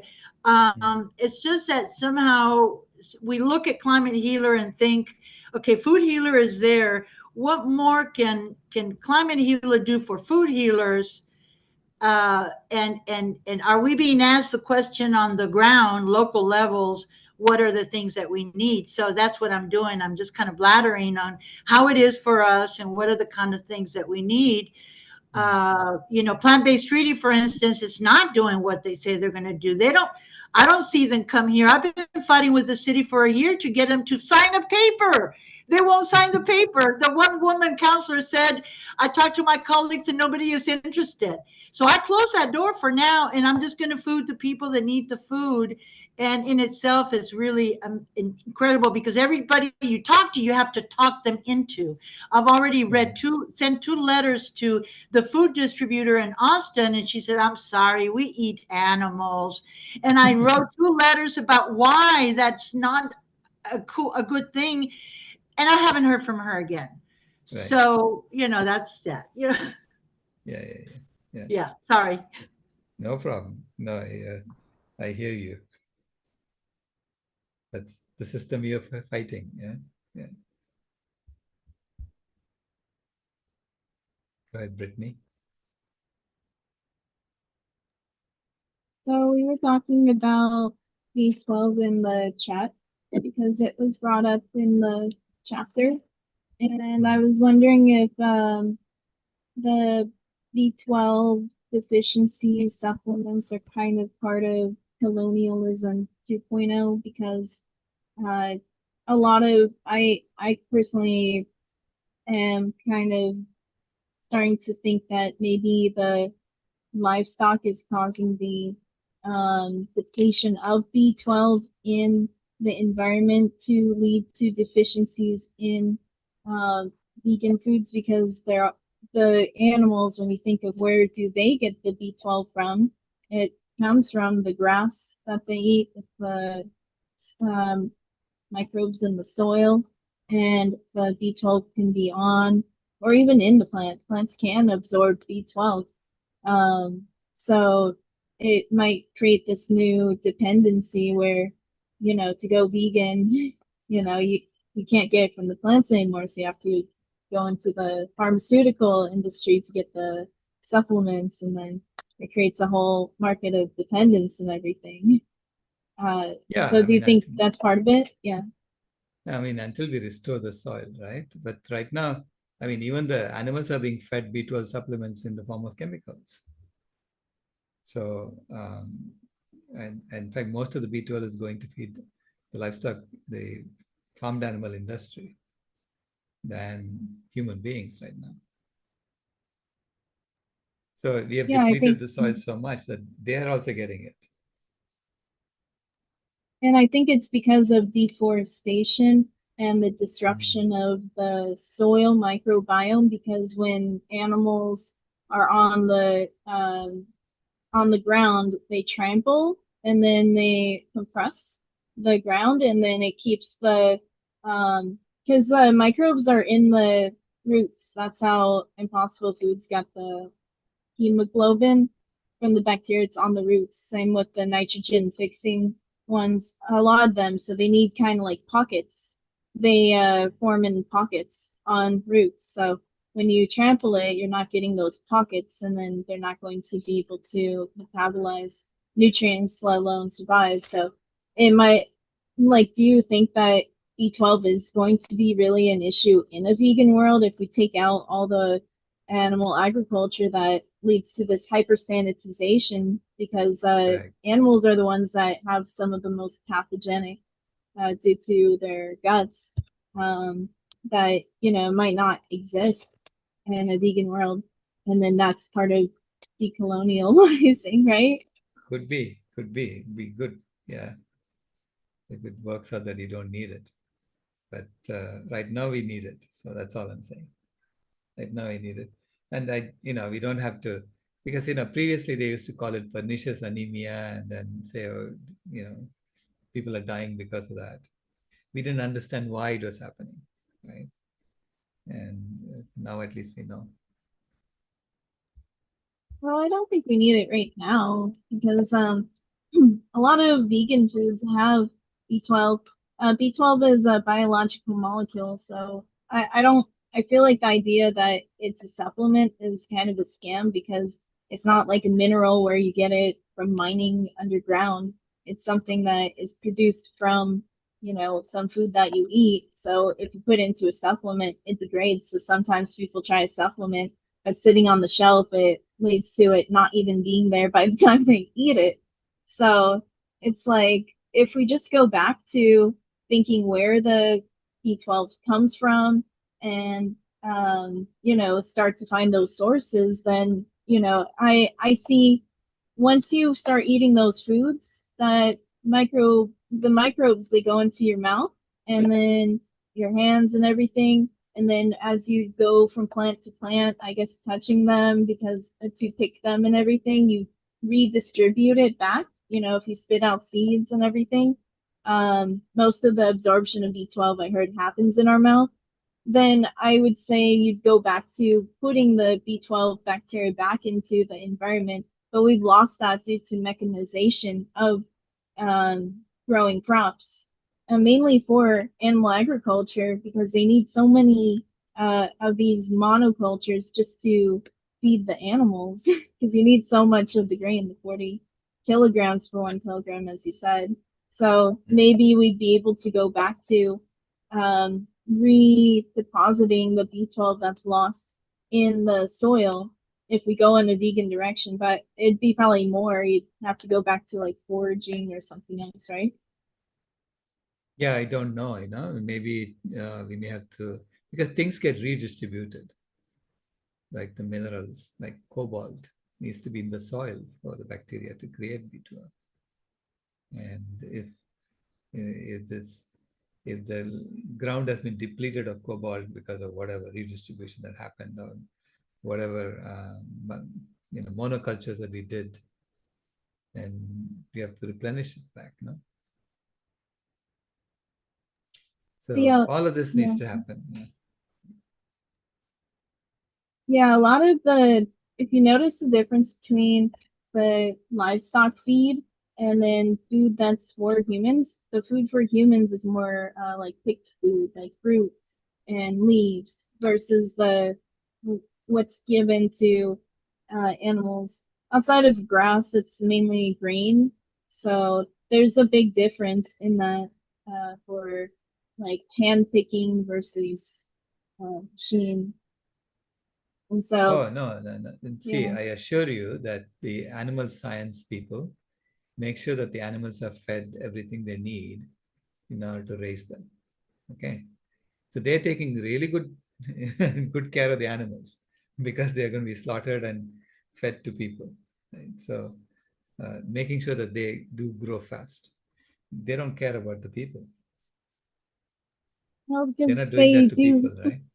the livestock get supplemented because they don't care enough to make sure that they get it from the plants that they're eating. So I hear the part where they're saying like the carnists will, I believe artificially create the B12 deficiency problem. And then they say, well, we shouldn't go vegan because it's going to create dependencies on the pharmaceutical industry because we need to have the B12. So they tell people to stop, to not be vegan because you're going to be dependent on the system, even though the livestock also gets the B12. So it's like the carnism, isn't it keeping us from going vegan because of this colonial mentality with the bringing in livestock and, creating these depletions in the environment to where vegan food is not as nutritious anymore to say, hey, don't go vegan. Is there something like that going on, maybe? Yeah, of course. And simultaneously, the majority of people who are B12 deficient are not vegan. So, most of the people who are B12 deficient are the ones who eat animals. Right, the ones that are deficient, they create deficiencies for others, like vegans, so Right. no one can win. But yeah, I'll let it go too, Pinja. Yeah, I do kind of get it. Thanks. Okay, thanks. Pooja? Yeah. So I was thinking that there's a lot of potential to grow food in cities as well, in balconies and terraces, but Right. the soil is still coming from somewhere else, or it is some soilless kind of food production like hydroponics, which may not be a sustainable solution. So, can we think of how to make this a closed loop with the nutrient cycling and Right. because soil is getting degenerated outside, and this also can reduce a lot of stress on land if people Right. start growing a portion of food in their homes themselves. Right. So this is why we need to create closed loop systems. Right. This is why we have to re-engineer living conditions. We have to re-engineer everything, right, to create closed loop systems. Right now we have open loop systems. We are taking waste from human beings, putting it in sewers, taking it in sewer pipes all over to some plant, and then we are extracting all the solids from that, and then putting it in a landfill somewhere. And right, that's all open loop. So closing the loop is important. You have to figure out different living arrangements. That's why it's a complete re-engineering of life, human life.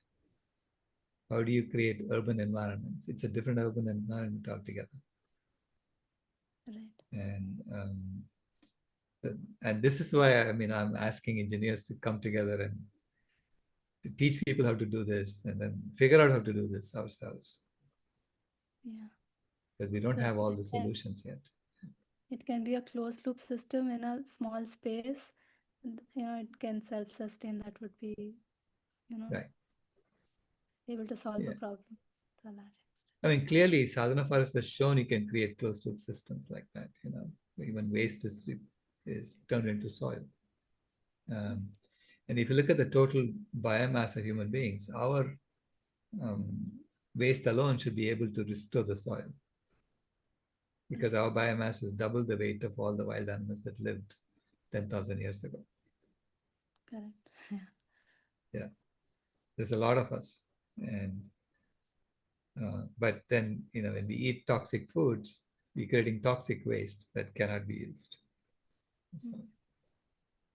But it may be difficult to do it in a small scale, right? If it's just a small terrace or balcony, maybe in communities it may need to be done.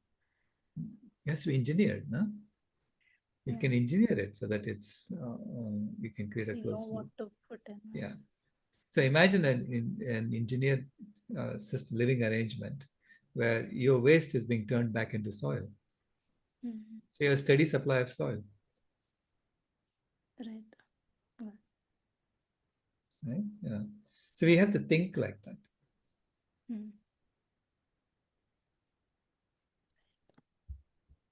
Thank you. Thank you all. We're going to repeat this again this evening, and then tomorrow please come back for the Oxford Union debate. This is episode 26.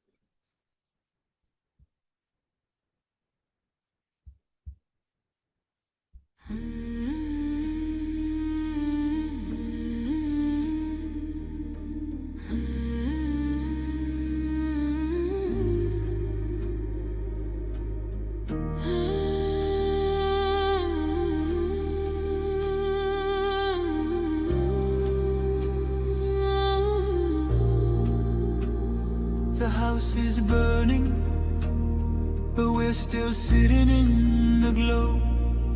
Phones charged, lights on, pretending we don't know. But the forest is silent, the river's running low, and the flame on our plates is the strongest fire we throw. Put out the fire, put out the fire. Echoes and rise, this is your hour. 7 boundaries broken, the earth pushed past the line. Climate, land, species, fresh water, chemicals, nutrients, oceans in decline. Not danger, disaster in real time. Put out the fire, put out the fire. Metaphorians rise, this is your power. And here in India, one truth stands the same. Milk is not just milk, dairy feeds the flame. Cows and methane, fields and forests turn to grain.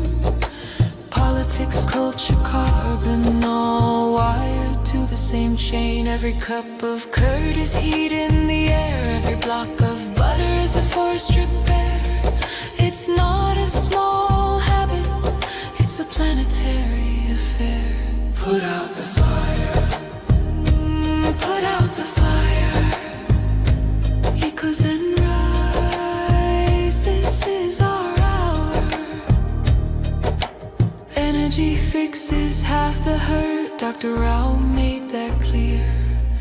But food fixes the other half, the half that's burning here. Change the plate, change the land, change the future's atmosphere. Put out the fire, put out the fire.